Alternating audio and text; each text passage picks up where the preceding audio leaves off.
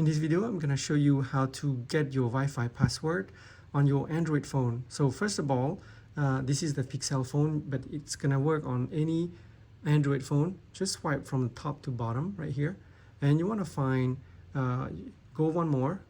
You wanna find your internet right here. So if you find your internet, just tap and hold this, and it's gonna show you which one you're connected to. So you're connected to this one, the internet that you're currently connected to the phone, and you just tap your gear icon right here next to the internet you're connected to, and on here you want to tap on share. So share is going to ask you to verify. You can use face unlock or pattern, and it's going to show you the Wi-Fi password at the bottom right here. As you can see, that's the Wi-Fi. Or you can also use your mobile device, scan with your camera app, tap the yellow button that appears when you scan it, and it's gonna automatically connect to your Wi-Fi.